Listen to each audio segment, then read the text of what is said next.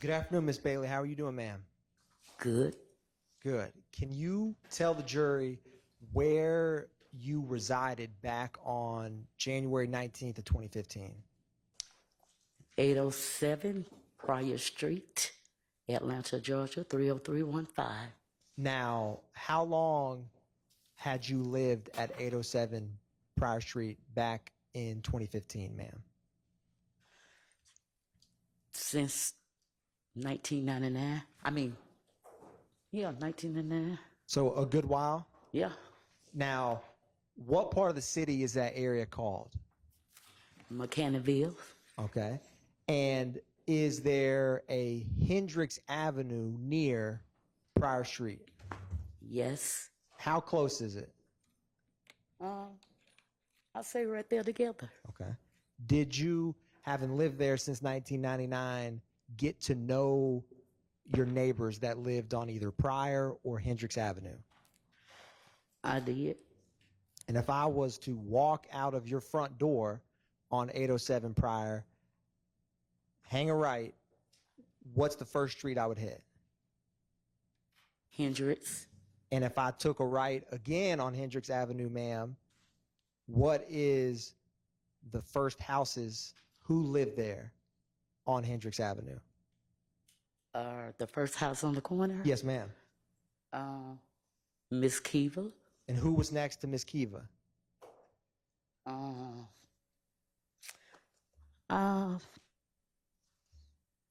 I think Mr. Tommy now. Who back in 2015 lived where Mr. Tommy lives now? Oh, God, I can't call their names, but they dead and gone. Who was the neighbor of that house? Third on the right. Miss Janice. And do you know if Miss Janice had any children? I only know of Kenny Boo. Okay. Now, that house where Miss Janice and Kenny Boo lived, if I were to walk out their back door, did they have a backyard in that house? Somewhat of a backyard. If I were to hop, did they have a back fence? Yes. If I were to hop that back fence, where would I be in relation to your house on 807 Prior? In my backyard. Okay.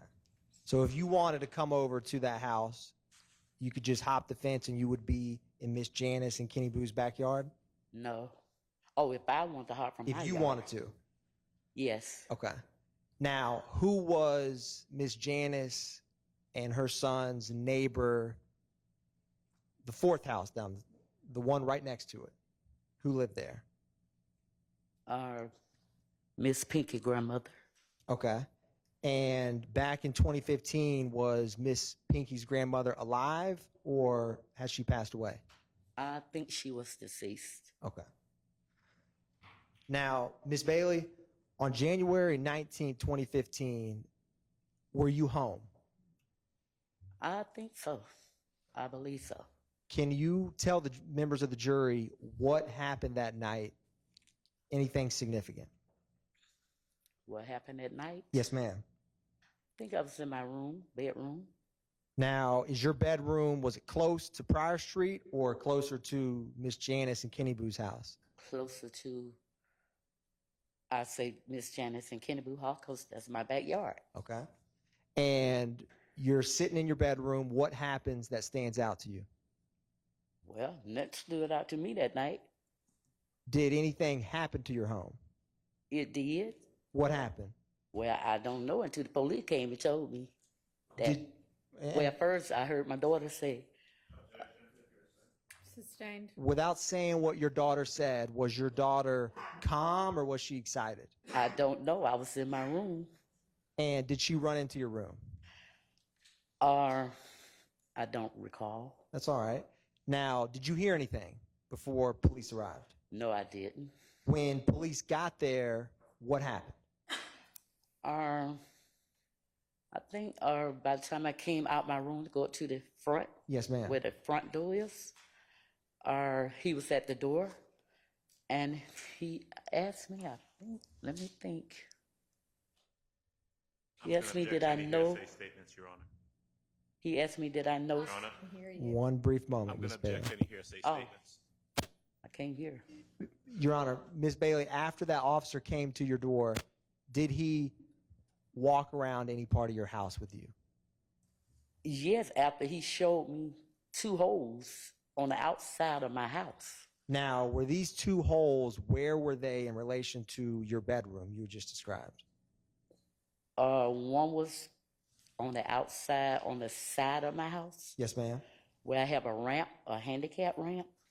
So it's one by my bedroom window, and I think the other one by the bathroom. Okay. Now, did you or did any law enforcement ever come inside your house? Yes, the law enforcement asked me, was it okay for him to come in my home to my bedroom? And did you let them come in? I did. Now, when you got to your bedroom, were you with them while they were walking through your home? Yes. Now, did y'all ever get to your bedroom? Yes. What did you see in your bedroom once you got there? I didn't see anything. The officer seen it and pointed out to me. Objection. Sustained. So, Miss Bailey, did you ever have to fix anything in your bedroom after that night? Well, yes, I did. What did you have to fix? The bullet holes Where were they? where the officer showed me in my room by the window. And irregardless of the officer, did you stay in that bedroom after that night? I can't recall if I did or not, but I'm pretty sure I didn't.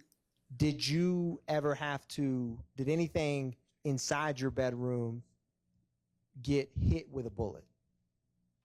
The officer did point it out to me, and I saw that the bullet hole did come through my mattress. Did it come in through the wall or the window? The wall. Now, was anyone else home with you other than your daughter when this happened? Not that I recall. And after officers were at your home, did anything else, did they ever come back, or was there anything else that happened that stood out to you in relation to that night? No, other than that, that was it. And Pictures, that was it. about how long would you say that they were at your home that night, Miss Bailey? Oh, quite a good while. Can't recall how long, but it was a good little while. Had your home ever been shot before or after that night? No. And do you have any idea what was behind that, the shooting of your home? I do not. And Miss Bailey, is there any other information in relation to that shooting on January 19, 2015 that you think is relevant to share with the members of this jury? No, I don't. One brief moment, Miss Bailey. Thank you. Mm-hmm.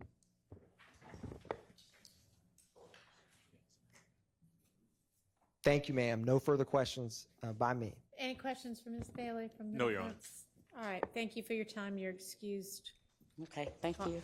Call your next witness. Yes, Your Honor. The state calls former Officer Fagan to the stand.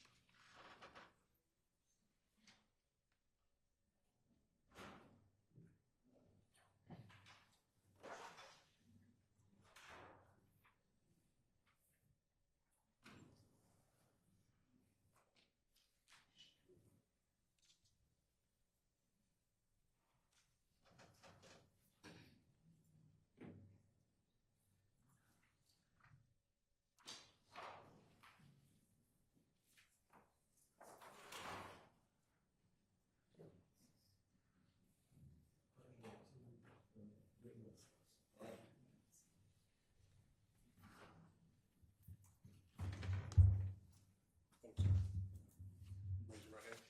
You swear firm testimony you give the truth, whole truth, nothing but the truth? I do. State and spell your first and last name for the court, down into that mic, please. First name is Sean.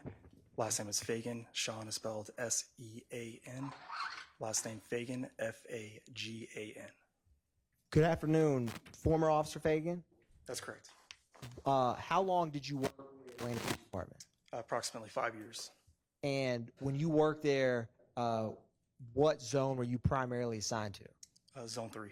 And during those 5 years, were you patrol? Yes, sir. What beat within Zone 3 were you working January 19th, 2015? I was assigned to beat 303. Occasionally we would have to go to different beats, but I would assume that I was beat 303 that day. And does beat 3 or beat 303 within Zone 3, does that cover Hendricks Avenue and Pryor Street? Yes. Now, had you been to that area before in your career? Yes. Were you familiar with those streets? Yes. Now, back on January 19, 2015, what was your shift? Was it daytime? Was it nighttime? It was the evening watch shift, which would run from 2 p.m. to 10 p.m. And on that night, did you ever have did you ever respond to a 213 Hendricks Avenue? Yes. So can you tell the jury what time did you respond to that address? It's listed as 2130, which would be 9:30 p.m. Okay. And when you got there, what did you see? We were responding to a person shot.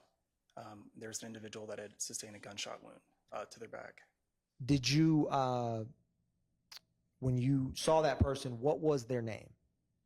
I'd have to refresh my memory. Would looking at a copy of your report help refresh your memory? Yes.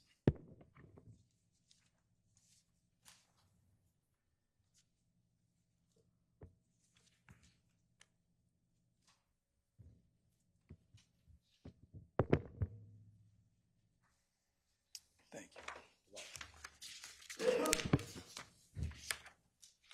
Handing the witness what I will mark as 1 Triple Delta Golf 2.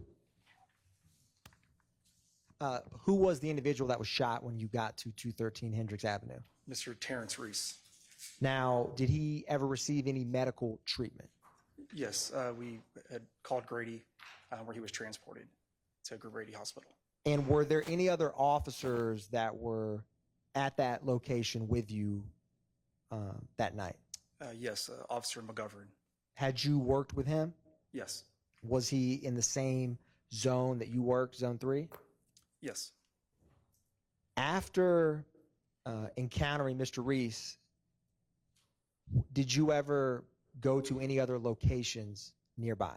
Yes. What prompted you to go to another location? We were notified, or I was notified on the radio of a potential second location that had been affected. And where? Yes. So we were notified on the radio of another location that was affected. What was that other location? I'd have to refresh my memory. That's perfectly fine. Just look up at me once your memory is refreshed.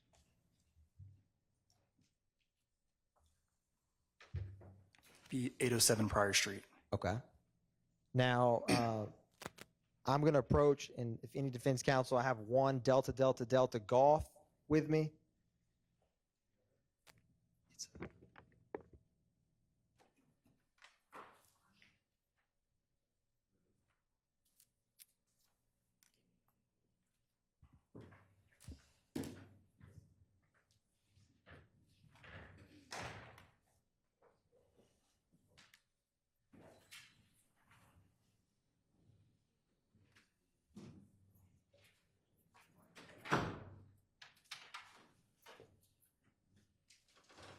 So I am approaching the witness with what's been marked as 1 Triple Delta Golf.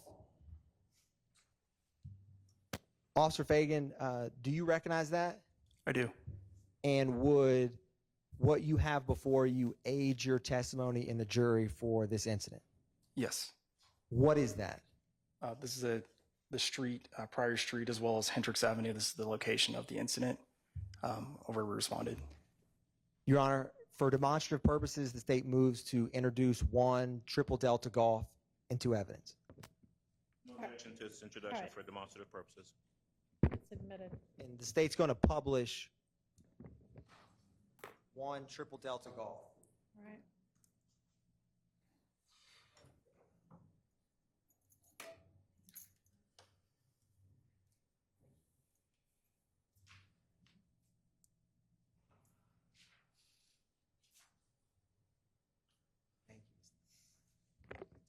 So I'm going to zoom in just a little bit to the left of this. Do you see numbers? And what's the street on the bottom? Hendricks Street, And what's the street that's kind of perpendicular to it? Pryor Street. I'm going to see if there is a wooden pointer. And I'm going to ask you, if you wouldn't mind, just standing up. Can you point to where 213 Hendricks is, where you first responded? That'd be this location right here. And can you show members of the jury, you had mentioned an 807 Pryor Street. Where is that house? It's going to be right up here off of Pryor Street, perpendicular to Hendricks Avenue. Okay. Thank you. You may be seated. Now, once you got to 807 Pryor, did you encounter anybody? I did. Who did you encounter? Need to refresh my memory. That's all right. You may. Once your memory's refreshed, just look up at me.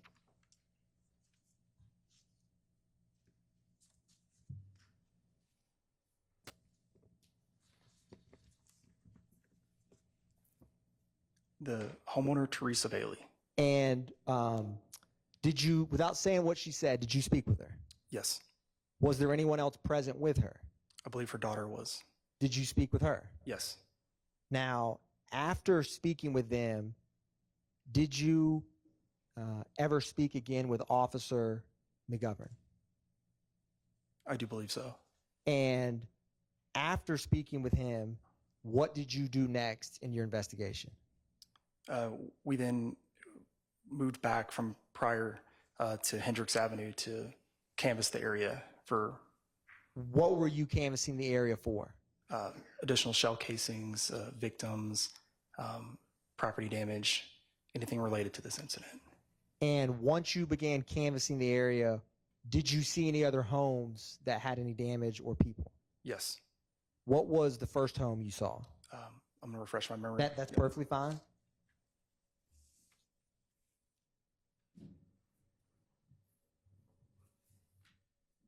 So at 213 Hendricks Street and 197 Hendricks Street, both. So when you first responded, you went to 213 Hendricks with the person shot? That's correct. And then did you know at the time when you first went out there that that home had been struck as well? No. Now, can you point out for the jury, when you left 807 Pryor, where is 197 Hendricks? So we left this location right here. I came back, and 197 is right here. And 213 is 2 houses to the left? That's correct. Now, when you got to 197 Hendricks, what did you see? I'm going to refresh my memory for just a second. Okay.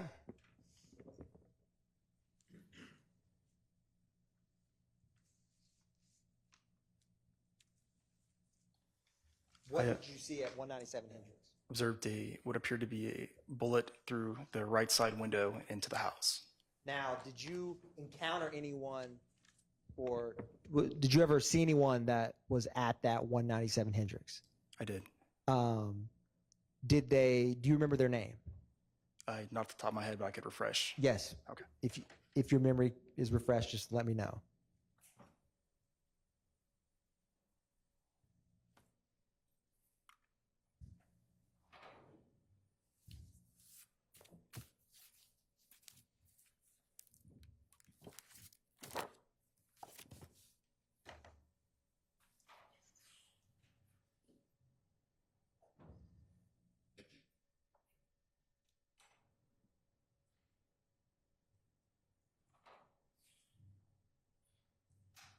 Mrs. Chavez. And did she let you come inside her home? Yes. When you went inside her home, did you see any other damage or defects inside? Yes, there was a bullet through the wall, I believe, in her bedroom. Now, did she show you anything else? And by anything else, I mean any kind of document, photograph, anything else? Yes. Hearsay objection. Your Honor, Overruled. Yes. now, what kind of category of thing did she show you? Social media. And what specific type of social media? Instagram. Okay. Without stating what was on that, what did you do after being shown that Instagram social media from the homeowner of 197 Hendricks Avenue? I then left that location and I went down to what we were consider the pool house. What is the pool house? Pool house is it's a house that has a pool table in the backyard where a lot of guys would typically meet up. Had you been familiar with that pool house before from working that zone? Yes. What's the address of the pool house? Refresh my memory. Yes, you may. –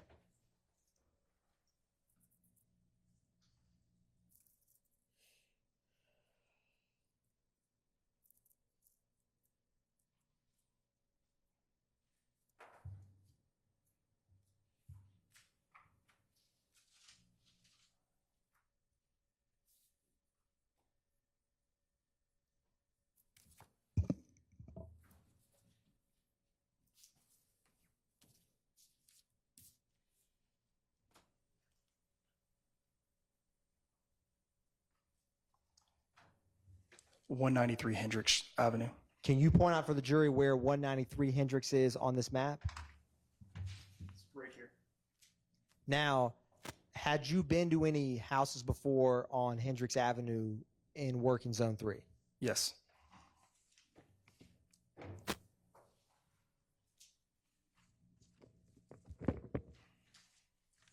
Now, I'm going to show you what's already been admitted.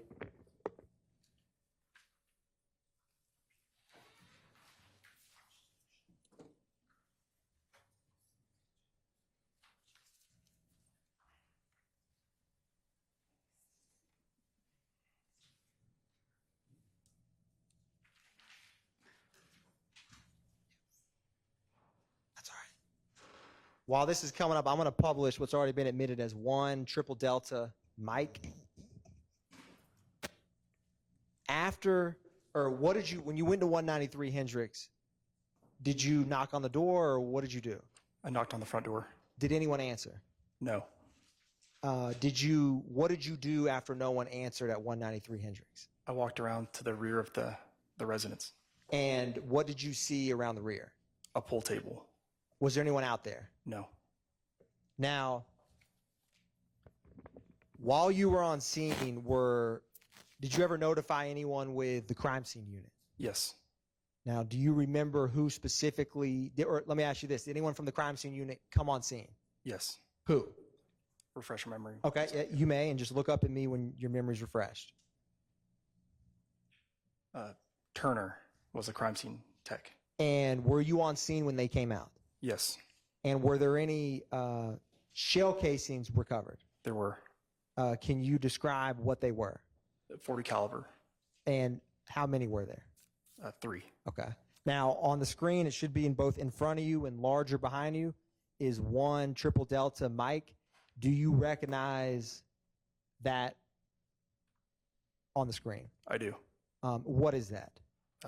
193 Hendricks Avenue and what was known in the neighborhood as the pool house. Okay. Thank you. Now, when I wanted to also ask you, when crime scene tech Turner was with you, did you and him ever go back to 807 Prior Street? I'm not sure. I believe so. I would like. Yep. You may use your report. Yes, that is correct. And was anything collected or photographed at 807 Prior? Yes, bullet holes in the back of the house. And was it the back left of the house or the back right of the house? It was the back right of the house. Okay. And when after 807 Prior, you remember you'd mentioned you went back to 213 Hendricks Avenue? That's correct. Was anything found or collected at 213 Hendricks Avenue? I believe we had found additional gunshots or holes through the house. Okay. Now, When you work patrols, do you ever get a morning or routine briefing? Yes. What kind of things are you briefed on when you come on shift? Things that are Objection as to relevance. Overruled. You may answer. things that are relevant to the climate of what's going on, such as gang violence, shootings, look out for vehicles, any bit of crime that's happening in that area. Are you ever briefed on homicides in the area? Yes. When you responded on January 19, 2015 to initially 213 Hendricks Avenue, were you aware of any homicides that had happened near your beat? Yes. What was the location in general of that homicide you were aware of? It was a It's a hearsay and confrontation. Overruled. You may answer, sir.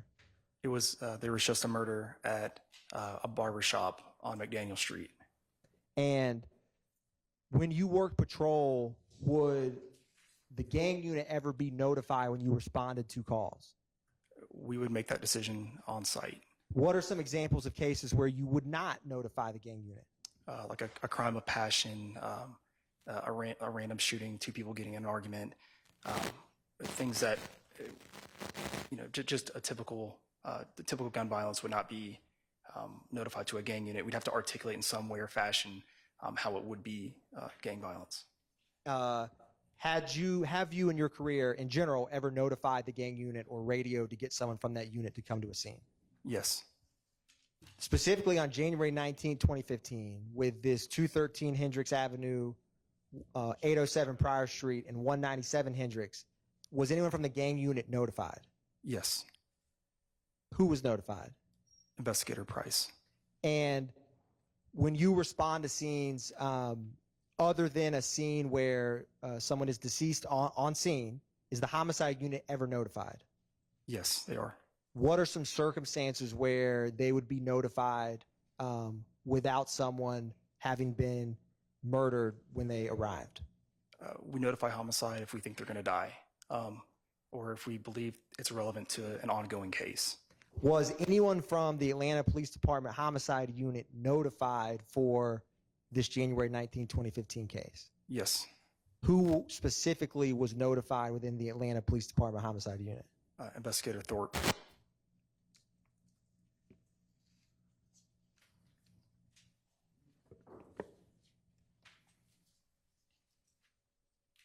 One brief moment, Your Honor.